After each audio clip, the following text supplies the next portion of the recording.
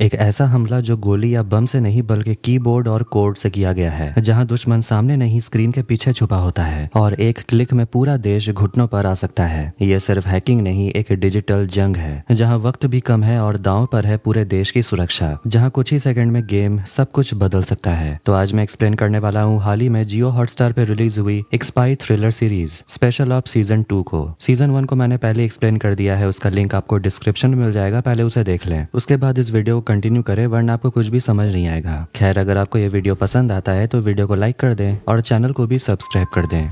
तो special ops season 1.5 के आखिरी सीन में हमने देखा था फारूक हिम्मत को कॉल करता है। फारूक फिलहाल नेपाल काठमांडू में था और उसे किसी ने किडनैप कर लिया था, मगर वो इस बारे में हिम्मत को ज्यादा कुछ नहीं बताता और कॉल के बाद सीधे किडनैपर से लड़ने लग जाता है। उधर पाकिस्तान में इमरान खान की गिरफ्तारी के बाद पूरे देश में दंगे शुरू हो जाते हैं। इमरान की गिरफ्तारी को 3 दिन हो चुके थे और जनरल हेडक्वार्टर में मंत्री लोग मीटिंग कर रहे थे कि हालात को कैसे कंट्रोल किया जाए। वहाँ एक आदमी अल्ताफ मीटिंग में मौजूद था, तभी उसे हिम्मत का कॉल आता है। हिम्मत की आवाज सुनते ही अल्ताफ थोड़ा घबरा जाता है, पूछता है तुम्हें चाहिए क्या। हिम्मत कहता है मुझे पता है कि इमरान खान को आर्मी कूप के बारे में तुमने बताया था और अब तुम्हें डर लग रहा है कि अगर ये बात बाहर आ गई तो तुम्हारा क्या होगा, इसलिए तो तुम अपने परिवार को बाहर निकालने की कोशिश कर रहे हो। अल्ताफ पूछता है तो तुम बदले में चाहते क्या हो। हिम्मत कहता है तुम्हारा ग्रुप अभी भी नेपाल में एक्टिव है, मुझे बस एक एड्रेस चाहिए, बदले में मैं तुम्हारे परिवार को पाकिस्तान में सुरक्षित निकाल सकता हूँ। दूसरी तरफ बुडापेस्ट हंगरी में एक बहुत बड़ा एआई इवेंट हो रहा था। वहाँ स्टेज पर डॉक्टर पीयूष भार्गव को बुलाया जाता है, जिन्होंने एआई और क्वांटम फील्ड में काफी उपलब्धियां हासिल की हैं। वो स्टेज पर आकर स्पीच देने लगते हैं कि कैसे भारत प्राचीन समय से ही टेक्नोलॉजी में आगे रहा है। बिल्डिंग के बाहर कुछ सोल्जर्स खड़े होते हैं और रिपोर्ट करते हैं कि फिलहाल वहाँ की स्थिति नॉर्मल है। इसी की जानकारी दिल्ली में एक आदमी जो कि रॉ एजेंट भी है, विनोद शेखावत को दी जाती है, जो उस समय अपनी पत्नी स्मृति के साथ शॉपिंग पर आया हुआ था। इवेंट के अंदर डॉक्टर पीयूष सबको बता रहे होते हैं कि एआई कितना खतरनाक भी हो सकता है अगर उसका गलत तरीके से इस्तेमाल किया जाए तो। तब एक रिपोर्टर पूछती है क्या आप हमें दिखा सकते हैं कि एआई खतरनाक कैसे हो सकता है। तभी दिखता है कि जो स्टेज पर डॉक्टर खड़ा था वो असल था ही नहीं, वो तो बस एक नकली प्रोजेक्शन था। तभी पीछे से असली डॉक्टर भार्गव स्टेज पर आते हैं और बताते हैं कि इस नई तकनीक की मदद से आर्मी में असली सोल्जर्स को भेजने की जरूरत नहीं पड़ेगी। इस टेक्नोलॉजी से वो लोग स्लॉटर बॉट्स यानी कि खतरनाक रोबोट्स बना सकते हैं। तभी उस बिल्डिंग में हम हलचल होते हुए देखने लगते हैं जैसे कि कुछ गड़बड़ हो रही हो। उधर दिल्ली में एक आदमी विनोद की पत्नी स्मृति का पर्स छीनकर भागने लगता है, तभी कोई स्मृति को गोली मार देता है। विनोद उस शूटर के पीछे भागता है। दूसरी तरफ 4-5 लोग मिलकर टास्क फोर्स वाला सूट पहन लेते हैं और असली टास्क फोर्स के लोगों को मारने लगते हैं। फिर वो लोग डॉक्टर पीयूष भार्गव को भी किडनैप कर लेते हैं। इसके बाद हिम्मत का फोन बजता है। अब रॉ के बड़े बड़े ऑफिसर्स डिफेंस मिनिस्ट्री ऑफिस पहुंचते हैं और वहाँ वीरेंद्र मिनिस्टर्स को बताता है कि डॉक्टर भार्गव एक क्लासिफाइड प्रोग्राम हैंडल कर रहे थे जो कि पीएमओ और मिनिस्ट्री ऑफ डिफेंस के अंडर आता है। वो बताते हैं कि डॉक्टर को ट्रैवल की परमिशन हमने नहीं दी थी, लेकिन फिर भी पीएमओ से मंजूरी मिलने के बाद वो विदेश रवाना हो गए। सभी बड़ी एजेंसियां उन पर नजर बनाई हुई थी। इसके बाद वो लोग हंगरी के इंडियन एम्बेसी से कांटेक्ट करते हैं। वहाँ एक अधिकारी एक आदमी की फोटो दिखाता है, कहता है ये हमारा प्राइम सस्पेक्ट है, यही उस ग्रुप का लीडर था। डॉक्टर भार्गव की सिक्योरिटी के लिए जो आदमी जिम्मेदार था उनमें से एक आदमी बच गया था। वो भी कहता है कि अभी हमारे पास ज्यादा जानकारी नहीं है। हिम्मत स्क्रीन से उस आदमी का फोटो खींचकर अपने एक आदमी साहिल को भेज देता है, लेकिन जब साहिल उस फोटो को चेक करता है तो उसे कोई डाटा नहीं मिलता।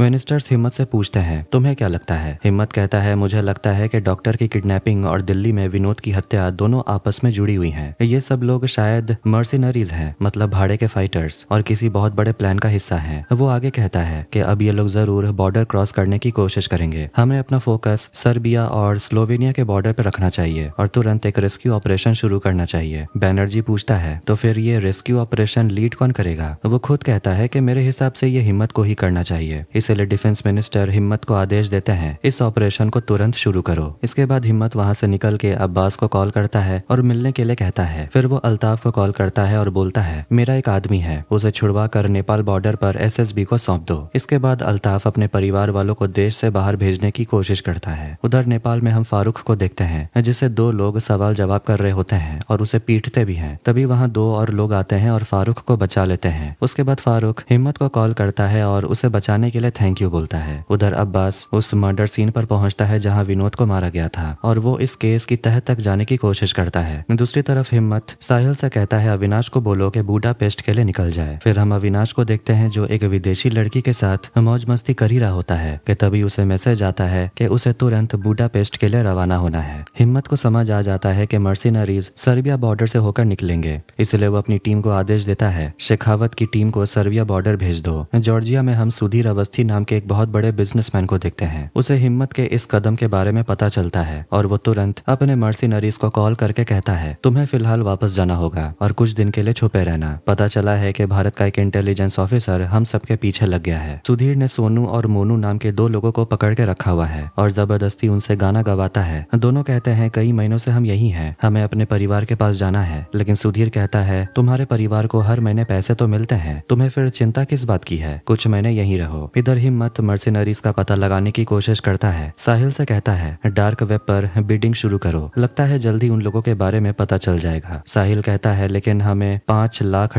लगेंगे। ये सुनकर हिम्मत चौंक जाता है और कहता है, इतनी बड़ी रकम बताने से पहले थोड़ा सोच भी लो। मगर साहिल जवाब देता है, दुनिया बदल गई है। हिम्मत कहता है, मैं सिर्फ $2 लाख दे सकता हूँ। इसके बाद वो लोग उस फाइटर की फोटो को डार्क वेब पर अपलोड करते हैं और बिडिंग शुरू करते हैं। पूछते हैं, क्या किसी ने इसको कहीं देखा है? तब एक आदमी सामने आता है जिसका नाम पेड्रो है। कहता है कि उसके पास जानकारी है, मगर हम देखते हैं कि सुधीर को इन सब बातों के बारे में पता चल जाता है। हिम्मत एक ऑफिसर को कॉल करता है और कहता है कि उसे $2 लाख की जरूरत है। ऑफिसर थोड़ा घबरा जाता है क्योंकि 2 हफ्ते बाद उसका ऑडिट है, लेकिन हिम्मत कहता है, तब तक मैं सबको संभालूंगा। इसी दौरान न्यूज में देखते हैं कि बैंक डिफॉल्टर्स की वजह से कई लोग खुद को मार रहे हैं और बैंक डिफॉल्टर में से सबसे बड़ा आदमी है जिग्नेश ढोलकिया, जिसे अभी तक पकड़ा नहीं गया और वो एक एयरलाइन का मालिक है। दूसरी तरफ हम देखते हैं कि सुधीर के साथ काम करने वाला एक आदमी जैक, वो उस पेड्रो को लगातार ट्रैक करते रहता है जिसके पास मर्सिनरीज के बारे में जानकारी है। उधर हिम्मत को एक अनजान नंबर से कॉल आता है। वो उस इंसान से थोड़ी इज्जत से बात करता है। इसके बाद वो साहिल के पास जाता है और कहता है, पता करो कि जिग्नेश ढोलकिया जो निर्माण एयरलाइंस का मालिक है, उसका रेड कॉर्नर नोटिस सस्पेंड हुआ है या नहीं। साहिल कहता है, वो तो नो फ्लाइट लिस्ट में है, सस्पेंड कैसे हो सकता है। लेकिन हिम्मत कहता है, मुझे ये सब पहले से पता है, तुम सिर्फ मुझे कंफर्म करके बताओ। जब साहिल चेक करता है तो उसे पता चलता है कि वाकई जिग्नेश का रेड कॉर्नर नोटिस सस्पेंड हो चुका है। उधर बुडापेस्ट में हम देखते हैं कि अविनाश अपनी स्नाइपर टीम के साथ वहां पहुंच चुका था ताकि मर्सिनरीज का पता लगाया जा सके। दूसरी तरफ वही डार्क वेब वाला आदमी भी वहीं मौजूद था। जैसे ही $2 लाख लेकर एक आदमी उस जगह तक आता है, वो किसी और ही आदमी से मिलता है और उसका टोकन नंबर देखकर पैसे उसे दे देता है, यानी कि हिम्मत के पैसे सही इंसान को नहीं मिले। आखिर में वो डार्क वेब वाला आदमी डर कर वहाँ से उठकर चला जाता है। हिम्मत अविनाश से कहता है, तुम भी वापस लौट जाओ, अब वहाँ कोई नहीं आने वाला, हमें बेवकूफ बनाया गया, कोई था जो हमारी बातें सुन रहा था। फिर हम देखते हैं वो सारा पैसा असल में सुधीर को ही मिला, क्योंकि वही तो था जो उस डार्क वेब वाले आदमी को फॉलो कर रहा था, जिससे हिम्मत जानकारी निकलवाना चाहता था। इधर हम सुब्रमण्यम नाम के आदमी को देखते हैं जिसकी पत्नी अस्पताल में भर्ती है। इसी वजह से वो काफी टेंशन में था। वो अपनी पत्नी से मिलने जाता है जिसका 2 दिन में ऑपरेशन होना है और 2 हफ्ते बाद वो घर जा सकती है। उसकी पत्नी पूछती है, बैंक ऑफिशियल्स क्या कह रहे हैं? सुब्रमण्यम कहता है, कल मीटिंग है और तुम इस बारे में चिंता मत करो। वो कहती है, मेरे सपने में परम आया था और उसने कहा पापा से कहने के लिए कि मेरे लिए ज्यादा चिंता मत करना। सुब्रमण्यम मुस्कुराता है और अपनी पत्नी से कहता है, अब आराम करो, और वहां से चला जाता है। इसके बाद वो एक बैंक पहुंचता है जहां लोगों की भीड़ लगी हुई थी, क्योंकि सब अपने पैसे निकालना चाहते थे लेकिन उन्हें बैंक के अंदर आने नहीं दिया जा रहा था। ये पूरा मामला ढोलकिया जैसे बैंक डिफॉल्टर्स के वजह से हुआ है। खैर, सुब्रमण्यम अंदर जाकर मैनेजर से मिलता है और उसे अपनी पत्नी के ऑपरेशन के लिए पैसे निकालने थे, लेकिन मैनेजर कहता है रिजर्व बैंक ने लिमिट लगा दी है, अब कोई भी इंसान 1000 से ज्यादा नहीं निकाल सकता। मैनेजर आगे कहता है कि बैंक ने बिजनेस हाउसेज और कंपनीज को जो लोन दिए थे अब वही डिफॉल्टर बन गए हैं। सुब्रमण्यम ये सब सुनकर गुस्सा हो जाता है, कहता है डिफॉल्टर्स, बिजनेस हाउसेज, कंपनीज या ढोलकिया जैसे लोगों की वजह से हमें ये सब क्यों भुगतना पड़े? मैंने सालों तक मेहनत करके पैसे कमाए हैं, किस दिन के लिए? इसी दिन के लिए ना कि जब जरूरत पड़े तो अपने पैसे निकाल सकूं। लेकिन मैनेजर के पास कोई और विकल्प नहीं होता। सुब्रमण्यम बाहर निकलता है और तभी उसे किसी का कॉल आता है। उधर हम सुधीर अवस्थी को देखते हैं जो एक बच्चे के साथ बैठकर पियानो बजा रहा था। तभी उस बच्चे की माँ वहाँ आती है और सुधीर पर चिल्लाने लगती है कि आखिर मैं अपने पति को कॉल क्यों नहीं कर सकती? तुम हमें इस तरह कैद करके नहीं रख सकते। सुधीर कहता है, वो बच्चा अब हमारा है। जब से तुम्हारा पति यानी कि मेरा पार्टनर इस दुनिया से गया है, मैंने तुम्हें कभी किसी चीज की कमी होने दी है? इसीलिए चुपचाप रहो। इधर अब्बास शेखावत के बॉडीगार्ड के घर जाता है, लेकिन वहाँ न शेखावत होता है न उसके परिवार वाले। उन्हें शक है कि विनोद शेखावत को उसके बॉडीगार्ड ने ही गोली मारा। वो ये बात भी हिम्मत को बता देता है। हिम्मत उसे मिलने के लिए बुलाता है। उधर हिम्मत अपनी पत्नी सरोज के लिए सुबह की चाय बनाता है और जैसी वो चाय पीती है सरोज का तो मन भर आता है। इसके बाद हिम्मत उस एजेंट के घर जाता है जिसे पहले मारा गया था। विनोद विनोद शेखावत। वो घर के बाहर विनोद के बेटे से मिलता है, फिर अंदर जाकर विनोद की माँ से बात करता है। हिम्मत कहता है, मैं एजेंसी की तरफ से आया हूँ, विनोद हमारे लिए काम करता था। विनोद की माँ पूछती है, कहीं मेरे बेटे की मौत जाया तो नहीं जाएगी। हिम्मत बाहर आता है और तुरंत विनोद के सीनियर को कॉल करके कहता है, मुझे उसके मिशन के बारे में सब कुछ जानना है। इसका मतलब अब हिम्मत को मर्सिनरीज को भी ढूंढना होगा और विनोद के कातिलों को भी, जो शायद आपस में जुड़े हुए हैं। गुस्से में हिम्मत सुलेमान से मिलता है, जिसने पैसे बुडापेस्ट भिजवाए थे पेड्रो को देने के लिए, और उसे पूछता है, तूने पैसे पहुंचा दिए थे तो फिर मेरे आदमी को पैसे क्यों नहीं मिले? कहीं तू हमें धोखा तो नहीं दे रहा? सुलेमान घबरा जाता है और कहता है कि मैं आपको धोखा क्यों दूंगा? क्या मुझे खुद का इनकाउंटर करवाना है? मेरी तरफ से कोई गलती नहीं हुई है, शायद कोई बीच में था।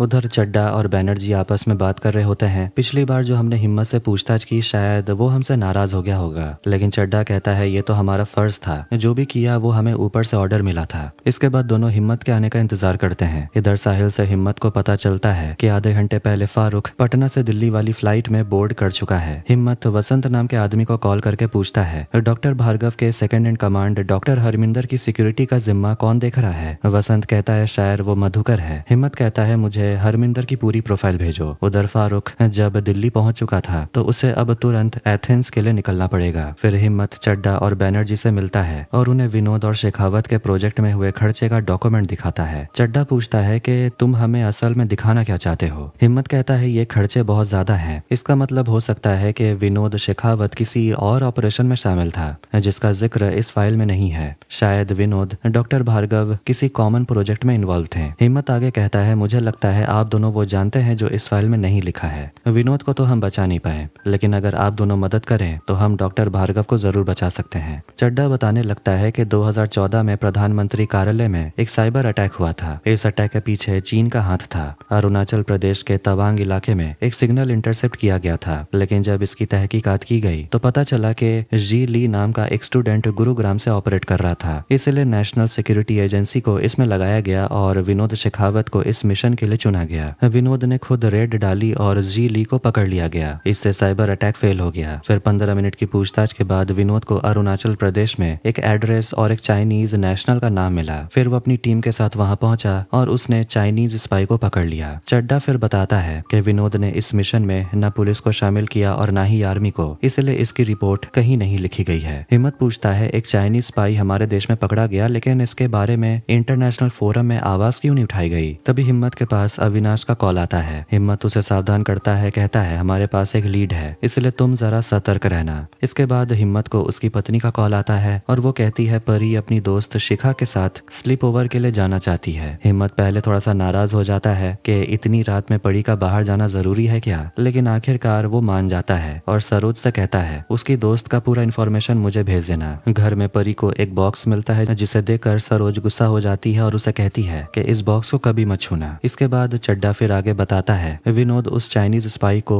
जिसका नाम जांग होता है उसे दिल्ली सेफ हाउस ले आता है और उसे ऑपरेशन की डिटेल मांगता है, लेकिन तभी वहाँ वीरेंद्र बख्शी आ जाता है और विनोद को रोकता है। वो कहता है कि तुमने गलत जासूस को पकड़ लिया, ऊपर से ऑर्डर है, इसे छोड़ना पड़ेगा। विनोद अपने सीनियर के आदेश को टाल नहीं सकता था, इसलिए उसे जांग को छोड़ना पड़ता है। इसके बाद चड्डा एक बिजनेसमैन राजीव मेहता के बारे में बताता है जो मुंबई से था और राजनीतिक पार्टी को फंड करता था। राजीव मेहता का एक पार्टनर हांगकांग से था जिसने राजीव मेहता के एक चाइनीज कंपनी में $10 बिलियन इन्वेस्ट किए थे। उसका चाइनीज बिजनेस पार्टनर राजीव पर दबाव डालने लगा कि जांग को छोड़ना पड़ेगा वरना वो अपनी सारी इन्वेस्टमेंट वापस ले लेगा। इंडिया में उस वक्त चुनाव भी आने वाले थे, इसलिए सारे पॉलिटिशियन भी टेंशन में आ गए थे और शायद इसीलिए ये ऑर्डर आया था कि जांग को छोड़ना पड़े। वो आगे कहने लगता है, 2017 के बाद बीजिंग से भारत की छोटी मोटी कंपनियों पर 35,000 से भी ज्यादा साइबर अटैक हुए और ये अटैक साइबर वॉर का रूप ले चुका था, इसलिए विनोद को प्रोजेक्ट चाइना के लिए अपॉइंट किया गया। इसके बाद कहानी को बैनर्जी कंटिन्यू करता है। वो कहता है 2018 में विनोद को एक बड़े साइबर अटैक की जानकारी मिली, इसलिए उसे फंड चाहिए था ताकि वो इस ऑपरेशन को लीड कर सके। इस ऑपरेशन में उसने डॉक्टर भार्गव को भी शामिल किया। इतने में फिर से हिम्मत को सुब्रमण्यम का कॉल आता है और वो दोबारा जिग्नेश ढोलकिया वाले केस पर ध्यान देने को उसे बोलता है, लेकिन हिम्मत बहुत इज्जत से जवाब देता है कि ये मेरा डिपार्टमेंट नहीं है, मैं आपकी मदद नहीं कर पाऊंगा। फिर भी वो साहिल से कहता है, पता करो जिग्नेश वाकई पोर्टुगल के लिए जा रहा है या नहीं। साहिल जांच करता है और पता चलता है कि आधे घंटे में जिग्नेश ढोलकिया निकलने वाला है, उसे स्पेशल क्लियरेंस मिल चुका है। इसके बाद बैनर्जी कहानी को आगे बताता है। वो कहता है कि 2019 में चाइना ने हमारे हमारे ऊपर अब तक का सबसे बड़ा साइबर अटैक किया। टारगेट था गुंडुकली nuclear power plant, Tamil Nadu.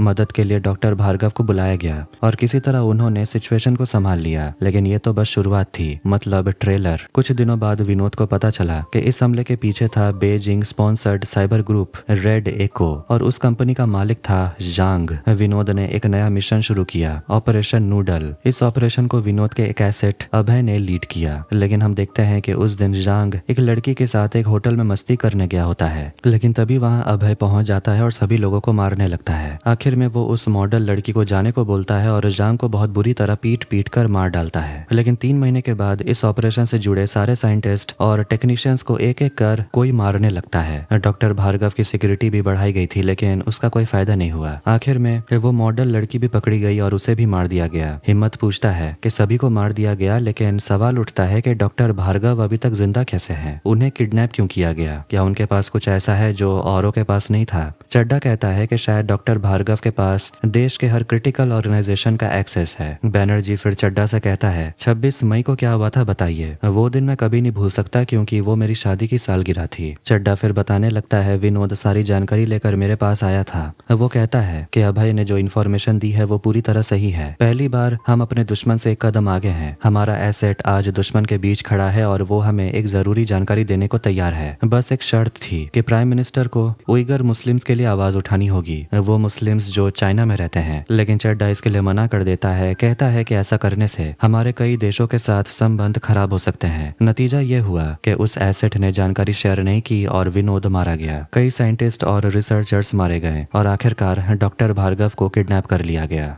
Hungary में अविनाश उस डार्क वेब वाले आदमी को, मतलब पेड्रो को ढूंढ लेता है, लेकिन उसे नहीं पता होता है कि ये मर्सिनरीज असल में है कौन। हिम्मत ऑर्डर देता है थोड़ी देर पूछताछ करो, अगर कुछ पता न चले तो पेड्रो को मार डालो। ये सुनकर पेड्रो बहुत घबरा जाता है और आखिरकार बोल पड़ता है कि मैं उस तस्वीर वाले आदमी को जानता हूँ। उस आदमी का नाम क्रिस है, वो यहीं का लोकल है। फारूक को डॉक्टर हरमिंदर का प्रोफाइल मिल जाता है। इसके बाद वो एक नाइट क्लब में जाता है जहाँ डॉक्टर हरमिंदर एक लड़के को कमरे में ले जाती है उसके साथ इंटीमेट होने के लिए। तभी कोई आकर डॉक्टर हरमिंदर को मारने की कोशिश करता है, लेकिन फारूक शूटर को मार गिराता है और डॉक्टर हरमिंदर की जान बचा लेता है। सुधीर एक बॉक्सिंग अरीना में जाता है और वहां उसकी मुलाकात मिल नाम के आदमी से होती है जो उस जगह का मालिक होता है। मिल ने हाल ही में एक कीमती घड़ी खरीदा होता है और वो उसे काफी शो ऑफ कर रहा था। सुधीर वहां एक फाइटर से लड़ता है, पहले तो हार जाता है, लेकिन बाद में वो मिल को चैलेंज करता है कि अगर वो उस फाइटर को हरा दे तो उसे बदले में वो घड़ी चाहिए। आखिरकार सुधीर फाइटर को हरा देता है और मिल अपनी घड़ी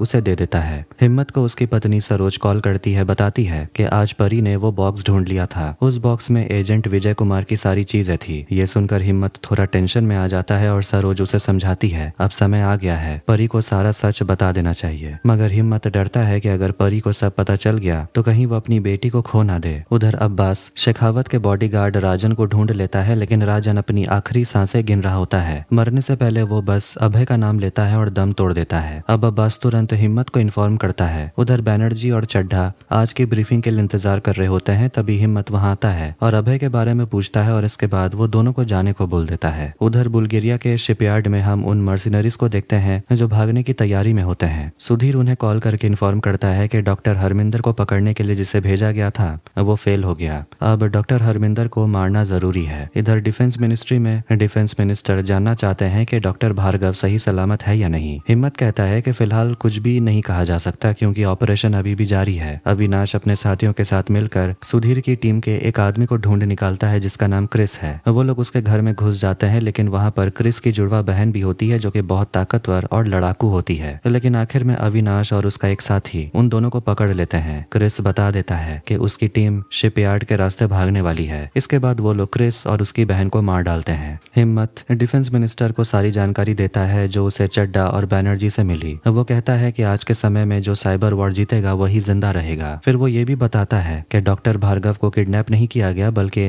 वो दुश्मनों के लिए उनका सबसे बड़ा हथियार है। डिफेंस मिनिस्टर हिम्मत को अपने ऑफिस में अकेले बुलाते हैं। वहाँ हिम्मत उन्हें अभय के बारे में बताता है कि विनोद की मौत उसके लिए एक पर्सनल लॉस जैसा था क्योंकि विनोद अभय का मेंटोर जैसा था। इसलिए शायद इस इन्वेस्टिगेशन में अभय हमसे एक कदम आगे निकल गया है और मुझे उम्मीद है कि वो भी अब तक बुल्गारिया पहुंच चुका होगा। और ऐसा ही होता है। अभय उस पोर्ट तक पहुंच जाता है जहाँ से डॉक्टर भार्गव को किडनैप करने वाले लोग भागने वाले थे। कुछ लोगों से लड़ने के बाद वो आखिरकार डॉक्टर भार्गव तक पहुंच जाता है, लेकिन उससे पहले कि वो दोनों वहां से निकलने लगते हैं, लड़ाई में वो अभय को गोली मार देता है और बुल्गारिया से फरार हो जाते हैं। उधर हिम्मत को बाहर वीरेंद्र बख्शी मिलते हैं। हिम्मत उनसे पूछता है, मुझे पता चला कि आपने विनोद शेखावत को कहा था कि जांग को छोड़ दिया जाए। मैं जानना चाहता हूं कि आपने ये ऑर्डर किसके कहने पर दिया था। वीरेंद्र के चेहरे का रंग उड़ जाता है। वो बस इतना ही कहता है कि पास्ट में जो हुआ उस पर ध्यान मत दो, अब जो आगे होने वाला है उस पर ध्यान दो। हिम्मत जवाब देता है कि अगर हम उइगर मुस्लिम्स के लिए आवाज उठा लेते तो शायद ये सब कुछ नहीं हुआ होता।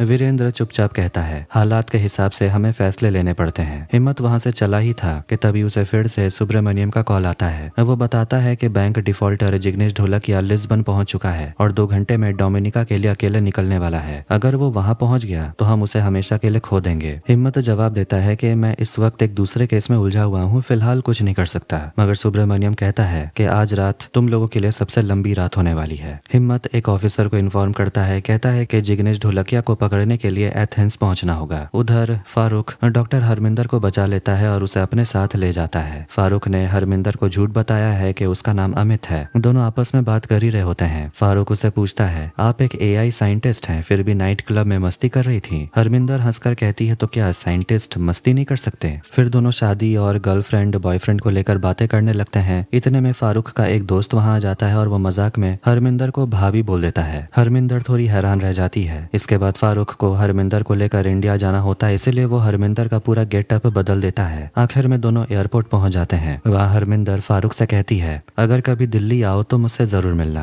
दोनों मजे करेंगे। फारूक मुस्कुराकर कहता है, तुम्हारा नंबर तो नहीं है मेरे पास। हरमिंदर जवाब देती है, तुम इंटेलिजेंस में हो, इतना तो पता कर ही सकते हो। उधर अविनाश पोर्ट तक पहुंच चुका था, लेकिन अब बहुत देर हो चुकी थी। डॉक्टर भार्गव को पकड़ने वाले लोग भाग चुके थे। तभी जख्मी अभय पानी से बाहर आता है। फ्लैशबैक में हम देखते हैं कि सुब्रमण्यम बैंक के मैनेजर को बहुत समझाने की कोशिश करता है कि उसे अपनी पत्नी के इलाज के लिए पैसे निकालने हैं, लेकिन उसे परमिशन नहीं मिलती। हताश होकर वो बाहर निकल आता है। तभी उसे हॉस्पिटल से फोन आता है। जब वो वहां पहुंचता है तो देखता है कि उसकी पत्नी मर चुकी थी। आज सुबह ही उसे कार्डियक अरेस्ट आया था। कहानी फिर प्रेजेंट में लौटती है। सुब्रमण्यम के अंदर इसलिए आग भरी हुई है क्योंकि बैंक डिफॉल्टर जिग्नेश ढोलकिया जैसे लोगों की वजह से आम आदमी खुद का पैसा बैंक से नहीं निकाल पा रहे हैं और इस सिस्टम का सबसे बड़ा खामियाजा उसकी पत्नी को भुगतना पड़ा, इसलिए वो बदला लेना चाहता है। उधर हिम्मत को भी अपना एक पुराना फ्लैशबैक याद आता है जब विजय कुमार को मार दिया गया था। वो अचानक होश में आता है और कॉफी पीने चला जाता है। तभी साहिल आकर उसे बताता है कि जिग्नेश तो डोमिनिका निकल चुका है और अब स्थिति बहुत गंभीर हो चुकी है। उसी वक्त हिम्मत को अविनाश का कॉल आता है। अविनाश बताता है कि जिस कंटेनर में डॉक्टर भार्गव को ले जाया गया वो जॉर्जिया की किसी कंपनी के नाम से रजिस्टर्ड है और अगर अभय की बात की जाए तो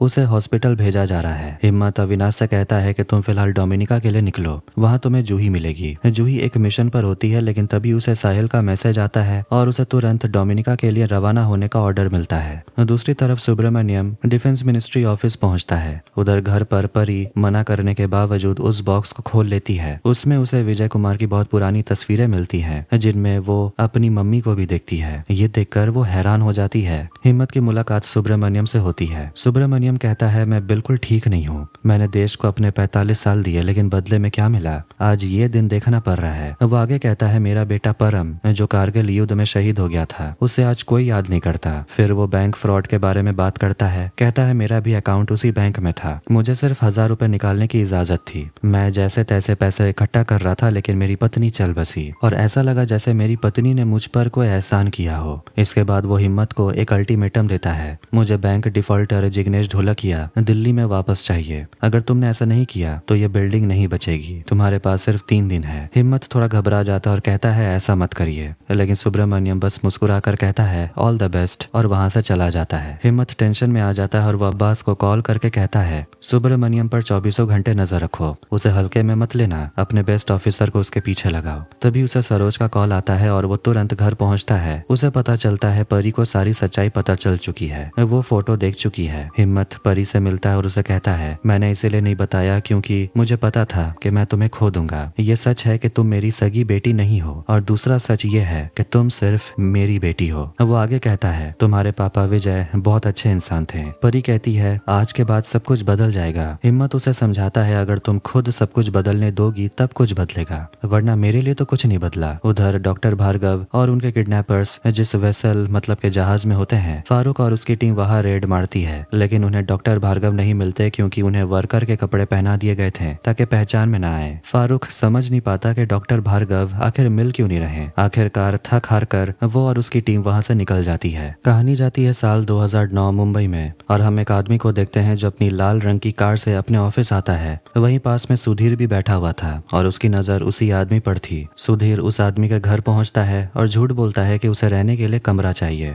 वहीं अंदर में एक लड़की को डांस करते हुए भी देखता है। अब सुधीर वहीं रहने लगता है और मकान मालिक की बेटी से इश्क लड़ाने लगता है। फिर एक दिन आखिरकार वो उस आदमी की वही लाल रंग की शानदार गाड़ी चुरा लेता है और वो गाड़ी अभी भी उसके पास है। जैक सुधीर से कहता है कि मेरे पास वो आदमी है जो तुम्हें ढूंढ रहा है। उधर दिल्ली में ऑफिस की सुरक्षा बढ़ा दी जाती है क्योंकि किसी को समझ नहीं आ रहा था कि सुब्रमण्यम का ये बिल्डिंग नहीं बचेगा कहने का क्या मतलब था। जैक सुधीर को हिम्मत की प्रोफाइल दिखाता है और साथ में सरोज और परी के फोटोज को भी। अगली सुबह हिम्मत की मुलाकात डिफेंस मिनिस्टर से होती है। मिनिस्टर गुस्से में होते हैं, पूछते हैं कि आखिर तुम कर क्या रहे हो हिम्मत? मेरे पास पीएम को जवाब देने को कुछ है भी नहीं, जो करना है जल्दी करो। हिम्मत कहता है, हमारे बीच कोई गद्दार है जो हमारी सारी जानकारी दुश्मनों को दे रहा है, इसीलिए हम हर बार पीछे रह जाते हैं और मेरा शक वीरेंद्र पर है। इसके बाद जैसे ही हिम्मत वहां से निकलता है वो हरमिंदर को कॉल करता है जो दिल्ली पहुंच चुकी होती है। हिम्मत उसे कहता है, रेड फोर्ट पहुंचो और हम लोगों के साथ काम करना शुरू करो। फिर हिम्मत हॉस्पिटल में भर्ती अभय को कॉल करता है, कहता है कि तुम जो जानते हो हमें सब बताओ। अभय कहता है, असल में इस सब के पीछे एक इंडियन बिजनेसमैन सुधीर अवस्थी है। विनोद सर को ये सब कुछ पता था कि हमारे सिस्टम में कोई है जो सुधीर की मदद कर रहा है, लेकिन इससे पहले कि हम कुछ पता कर पाते विनोद मारे गए। डॉक्टर भार्गव को भी किडनैप कर लिया गया। हिम्मत पूछता है, विनोद को किस पर शक था? अभय जवाब देता है, वीरेंद्र उनके रडार पर थे। फिर वो सुधीर के बारे में बताने लगता है कि एक बार वो किसी इवेंट में गया था, वहां उसे एक सिंगर और उसका तबला वाला मिला। वो दोनों उसे इतने पसंद आए कि अब वो दोनों उसी के साथ रहते हैं। सुधीर का एक रशियन पार्टनर हुआ करता था मिकाइल, लेकिन अब सुधीर को उसकी बीवी और बच्चे पसंद आ गए और मिकाइल एक बोट एक्सीडेंट में मारा गया और उसकी बीवी और बच्चे सुधीर के पास रहते हैं। सुधीर चीजें और लोगों को कलेक्ट करता है, इसलिए उसका नाम है कलेक्टर। बहुत टेढ़ा इंसान है वो। उधर आखिरकार सुधीर की मुलाकात डॉक्टर भार्गव से होती है। हम दोनों एक ही फील्ड से हैं, साइबर सिक्योरिटी, और मुझे आपके साथ काम करना है। डॉक्टर भार्गव साफ मना कर देते हैं, मैं अपने देश के साथ गद्दारी नहीं करूंगा। सुधीर मुस्कुराते हुए जवाब देता है कि ये देश की सरहदें मुझे नहीं रोक सकती, मेरे लिए पूरी दुनिया मेरी है और मैं एक बिजनेसमैन हूँ। अगर मेरी फिलोसफी सुनेंगे तो आपको समझ आ जाएगा कि मैं गलत नहीं हूँ। परी अचानक अपने एक दोस्त प्रज्ञा के साथ कहीं चली जाती है। ये देखकर सरोज थोड़ी घबरा जाती है और तुरंत हिम्मत को इन्फॉर्म करती है।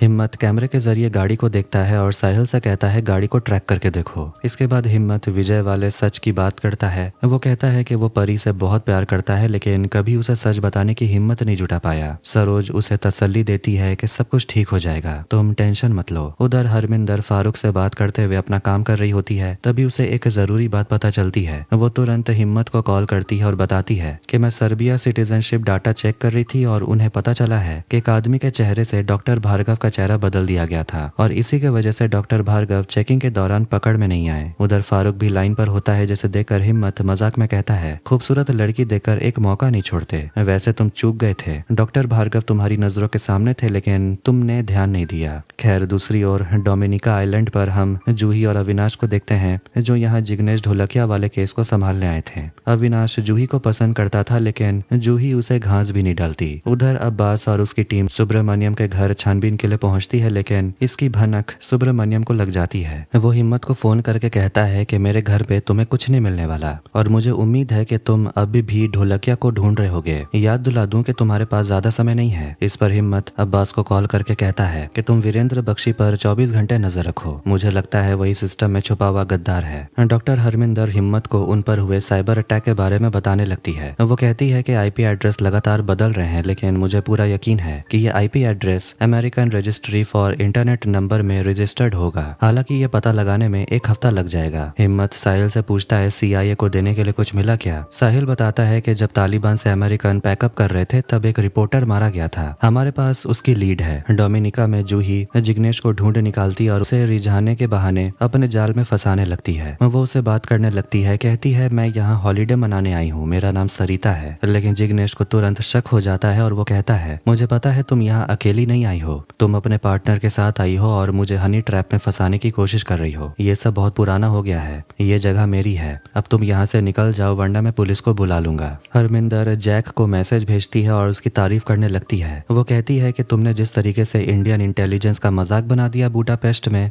मैं तो इम्प्रेस हो गई, प्लीज रिप्लाई दो। लेकिन जैक उसके मैसेज को इग्नोर करता है। तभी हरमिंदर दोबारा मैसेज भेजती है कि इंडियन इंटेलिजेंस ने तुम्हारा IP एड्रेस ट्रेस कर लिया है, अब तो मुझसे बात करो। जैक जवाब देता है कि मैं तुम पर भरोसा कैसे करूं। इसके बाद दोनों में बातचीत शुरू हो जाती है। इसी बीच रूम में डॉक्टर भार्गव आते हैं और स्क्रीन पर इंडिया में हो रहे दंगों की तस्वीर देखकर हैरान रह जाते हैं। सुधीर आगे बताता है कि इंडिया में सब्जी वाले से लेकर स्टूडेंट और बड़े बड़े बिजनेसमैन सब OBI यूज करते हैं। OBI यानी UPI, और इन सब OBI यूजर्स की जानकारी NVDI के सर्वर पर स्टोर होती है। इसका मतलब साफ था कि सुधीर OBI यूजर्स के बैंक अकाउंट को कंट्रोल करना चाहता है, वो देश की इकोनॉमी को तहस नहस करना चाहता है। सुधीर कहता है कि मैं ये सारी इन्फॉर्मेशन चाइना और अमेरिका को बेचूंगा, वो लोग इसका क्या करेंगे ये उनका काम है, लेकिन बदले में मुझे दोनों देशों से $15 बिलियन मिलेंगे। उधर हरमिंदर जैक को एक पार्टी का लालच देती है और वो उसे लगातार बात करते रहती है और इसी दौरान एक मेलवेयर प्लांट कर देती है जिससे कि उसे जैक का लोकेशन मिल जाता है, जो कि दो पहाड़ी के बीच एक बहुत ही ऊंचाई पर मौजूद है। इस तरफ साहिल को भी सुधीर के बारे में काफी अहम जानकारी मिलती है। परी शराब पीकर एक नाइट क्लब में डांस कर रही होती है। तभी वहाँ हिम्मत पहुंच जाता है और उसे संभालने की कोशिश करता है। तभी एक आदमी सामने आता है जो हिम्मत को रोकने की कोशिश करता है, लेकिन हिम्मत अपनी बंदूक निकालता है और सभी लोग पीछे हट जाते हैं। परी अपने पापा से कहती है, आप एक नंबर के झूठे इंसान हैं, मैं आपको इसके लिए कभी माफ नहीं करूंगी। इसके बाद हिम्मत उसे घर लेकर आता है और बेड पर सुला देता है। अब सीन कट होता है और हम रूहानी को देखते हैं। रूहानी को एक मैसेज आता है कि उसे तुरंत निकलना होगा। वो बिना समय गवाए तैयार हो जाती और अपने बैग लेकर निकलने लगती है। तभी उसका पति सलीम उसे रोकता है तो वो बस इतना ही कहती है, खुद का ध्यान रखना, और चली जाती है। अब सीन वॉर रूम में शिफ्ट होता है जहाँ हिम्मत सभी को सुधीर अवस्थी के बारे में जानकारी देता है। वो बताता है कि सुधीर एक अनाथ लड़का था जो पुणे के बाल कल्याण अनाथालय में पला बढ़ा।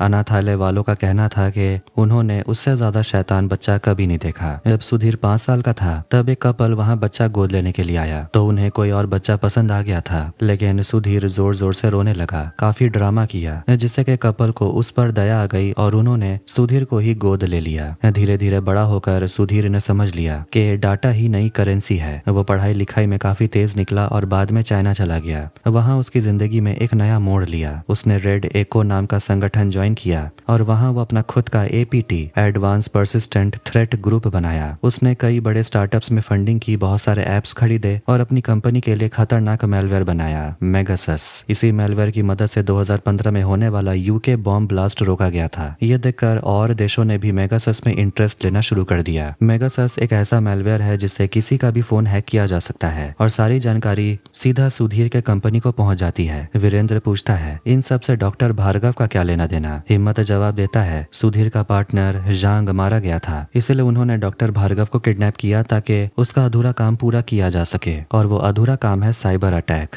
और अब उनका पूरा ध्यान भारत की फाइनेंशियल इंडस्ट्री को बर्बाद करने पर है, जैसे कि बैंक, स्टॉक्स वगैरह। इलेक्शन सिर पर है और मुझे लगता है कि उनका निशाना अब हमारी देश की अर्थव्यवस्था पर है। सुधीर डॉक्टर भार्गव से कहता है, कल के लिए तैयार हो जाइए, बहुत अहम दिन है। उधर रूहानी सेफ हाउस तक पहुंचती है जहां फारूक पहले से ही उसका इंतजार कर रहा होता है। दोनों मिलकर हिम्मत को कॉल करते हैं और हिम्मत रूहानी से कहता है, एक लोकेशन भेज रहा हूँ, आधे घंटे में वहां तुरंत पहुंचो। सुब्रमण्यम फिर से हिम्मत को कॉल करके परेशान करता है। हिम्मत उसे कहता है, पिछली बार मेरी टीम नाकाम रही थी, इस बार थोड़ा सा टाइम दे दीजिए। इधर हिम्मत हरमिंदर से कहता है कि उन्हें सुधीर का सर्वर रूम उड़ा देना चाहिए। इसके बाद वो लोग फारूक से संपर्क करते हैं और फारूक उस लोकेशन तक पहुंच जाता है, लेकिन वहां कोई नहीं होता, यानी कि ये सब एक जाल था। सुधीर जैक को मार डालता है और फिर उसका कंप्यूटर इस्तेमाल करके चैट कंटिन्यू करता है। वो हरमिंदर से पूछता है, पार्टी कहाँ है? हिम्मत समझ जाता है कि ये एक ट्रैप है और वो लोग तुरंत नेटवर्क बंद कर देते हैं। फिर सुधीर किसी को कॉल करता है इंडिया में, जिससे कि अब्बास सुन रहा था।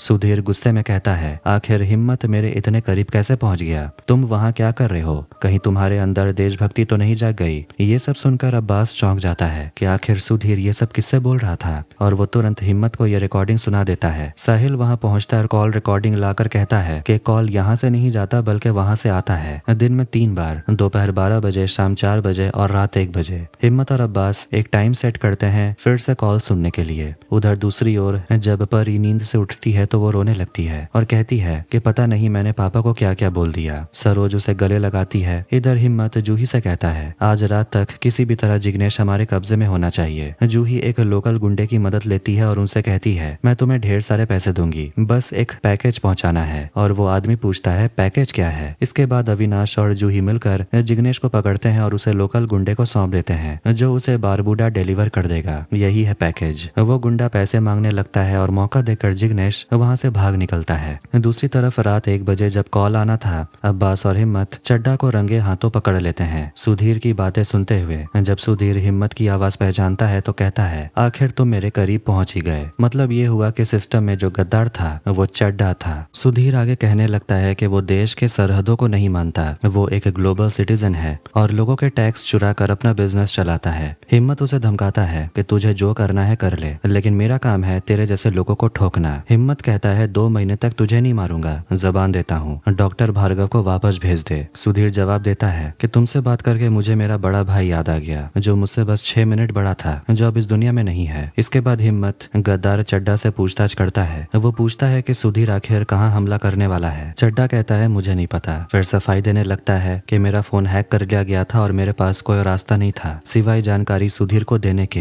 हिम्मत गुस्से में कहता है कि मुझे आपकी सफाई में कोई दिलचस्पी नहीं है क्योंकि देश के साथ गद्दारी का कोई जस्टिफिकेशन नहीं हो सकता। बैनर्जी भी वहाँ पहुँचते हैं और उन्हें शर्म आ रही है कि उनका दोस्त ऐसा भी कुछ कर सकता है। हिम्मत बैनर्जी को गन थमाते हुए कहता है कि इस मैटर को आपको यहीं क्लोज करना होगा, मगर बैनर्जी में हिम्मत नहीं होती। दूसरी तरफ जिग्नेश फिर से भाग निकलता है और वो अपने बड़े भाई को कॉल करता है। कहता है मुझे किसी तरह यहाँ से सुरक्षित निकालो। बड़ा भाई समझाता है तेरे पीछे खुद इंटेलिजेंस ऑफिसर हिम्मत पड़ा है, कोई तेरी मदद नहीं करना चाहता, इसलिए 1 महीने मुंह बंद करके वहीं छिपा रहे। हिम्मत जूही और अविनाश को डांटता है कि ढोलकिया उनका ढोलक बजा के चला गया और वो लोग कुछ नहीं कर पाए। इसीलिए हिम्मत अल्ताफ को कॉल करता है और कहता है अपने खान वाले स्मगलिंग नेटवर्क से पता कराओ जिग्नेश कहाँ छुपा हुआ है। अल्ताफ जवाब देता है कि आपके एजेंट डोमिनिका में है तो उन्हें मेरा एक काम करना होगा, तभी मैं आपका काम करूंगा। फिर वो बताता है कि डोमिनिका के पास में एक आइलैंड है ग्रेनाडा, वहीं पर मुर्तजा अली जो अफगानिस्तान और कोलंबिया के ड्रग माफिया का मेन लीडर है वहीं छुपा हुआ है और उसे उड़ाना है। दूसरी तरफ रूहानी के पीछे पीछे उसका पति सलीम भी लगा हुआ था, लेकिन रूहानी बिना देखे उसे धो देती है बिना डिटर्जेंट के, पर जैसी वो उसका चेहरा देखती है वो चौंक जाती है। उधर साहिल हिम्मत को बताने लगता है कि सुधीर ने इंगोरी डैम की मेंटेनेंस की जिम्मेदारी लेकर 2 काम किए, एक तरफ उसने कंट्रोल रूम बनवाया और दूसरी तरफ एक टनल भी। फिर हरमिंदर डैम का नक्शा दिखाती है जिसे देखकर हिम्मत को लगता है कि शायद सर्वर रूम यहीं कहीं होगा। इसके बाद साहिल बताता है कि आखिर फारूक और रूहानी सर्वर रूम के अंदर कैसे जाएंगे। हिम्मत सोचता है कि शायद पानी के रास्ते जाना सही होगा।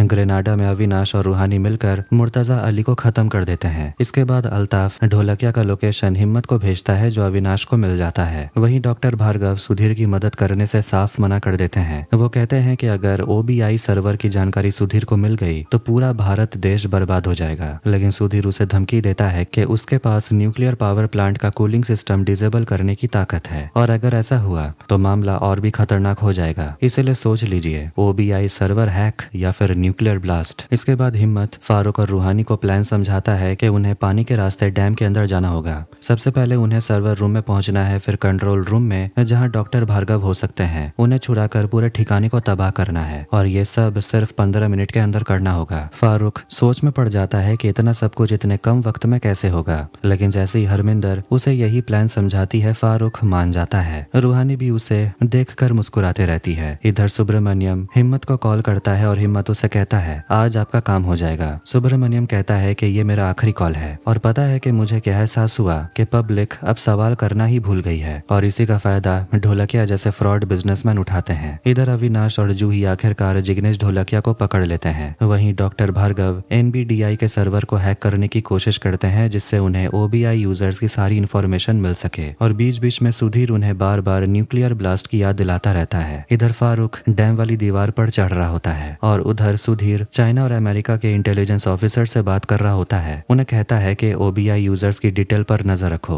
कुछ ही देर में तुम्हारे पास पहुंचने वाली है। और वो लोग भी कहते हैं कि पैसे भी तुम्हारे अकाउंट में जल्दी ट्रांसफर हो जाएंगे। रूहानी को टेंशन है कि सर्वर रूम से सब कुछ खत्म करने के बाद कंट्रोल रूम पहुंचना, ये सब कुछ 15 मिनट में नहीं हो पाएगा। लेकिन हिम्मत उसे कहता है तुम चिंता मत करो, अभय भी वही है। इस बीच डिफेंस मिनिस्टर खुद हिम्मत से मिलने आते हैं और पूछते हैं ये सुब्रमण्यम कौन है जो मेरे ऑफिस को उड़ाने की धमकी दे रहा है। हिम्मत बोलता है कि वो मेरे मेंटोर हुआ करते थे और उन्होंने ही खुद बम लगाया है। मिनिस्टर कहते हैं अगर ऐसा है तो फिर उसे टेररिस्ट घोषित करके शूट एट साइट का ऑर्डर क्यों नहीं दे देते। हिम्मत जवाब देता है क्योंकि उनके पास आपके और जिग्नेश ढोलकिया के बीच के लिंक की जानकारी है। इधर फारूक सैम नाम के आदमी से लड़ रहा होता है, वही ग्रुप का आदमी जिसने डॉक्टर भार्गव को किडनैप किया। फारूक सैम को मार देता है और उसकी उंगली काट लेता है ताकि उसे एक्सेस मिल सके। लेकिन जैसे ही वो अंदर घुसता है सुधीर उसे पकड़ लेता है और फिर दोनों के बीच में जोरदार मारपीट शुरू हो जाती है। उधर अभय बहुत सारे गार्ड्स को मार गिराता है और एक ट्रक लेकर टनल के अंदर जाता है और पूरे सर्वर रूम को उड़ा देता है, जिससे ओबीआई डाटा ट्रांसफर रुक जाता है। बस 8 सेकंड बचे थे लेकिन आखिरकार डाटा ट्रांसफर रुक गया। हिम्मत और पूरी टीम खुश हो जाती है। फारूक सुधीर को गोली मार देता है और उसे पानी में फेंक देता है। इसके बाद वो और रूहानी डॉक्टर भार्गव को लेकर वहां से निकल जाते हैं। दूसरी तरफ जूही और अविनाश जिग्नेश को लेकर इंडिया वापस जा रहे होते हैं। डिफेंस मिनिस्टर हिम्मत से बहुत खुश होते हैं, कहते हैं कि तुमने दो मिशन एक साथ बहुत अच्छे से हैंडल किए।